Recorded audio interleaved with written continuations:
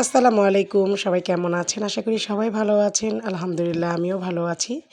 তো এখন হচ্ছে সন্ধ্যা ৬টা বাজে। তো আমার ফুফাতো বোনের ছেলের কালকে বার্থডে, তাই আমরা কিছু কেক বানানোর চেষ্টা করতেছি। বাসায় কেকটা বানিয়ে নেব। বাইরে থেকে কেক কিনে আর আনবো না। তাই আমরা পাউন্ড কেক আর বার্থডে কেকটা বাসায় তৈরি করে নিচ্ছি। তো এই তো পাউন্ড কেকটা তৈরি হয়ে গেছে। আমি এটা ঠান্ডা করে র্যাপিং পেপার দিয়ে রেখে দেবো। আর বার্থডে কেকের জন্য এখানে আমার আরেকটা ফুফাতো বোন, সে ক্রিম বিট করে নিচ্ছে। আর ক্রিমটা সবসময় বিট করার সময় খেয়াল রাখতে হবে যাতে ক্রিমটা ওভার বিট না হয়।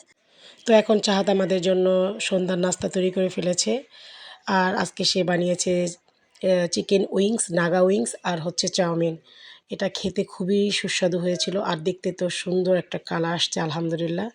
আর সে এখন এটা পারফেক্টলি বানাতে পারে। আর চাঁদ সবসময় ট্রাই করে চাইনিজ আইটেমগুলো তৈরি করতে। আর বাসায় আমি ওকে কখনোই বাধা দিই না, কারণ বাচ্চাদেরকে সবসময় উৎসাহিত করা ভালো।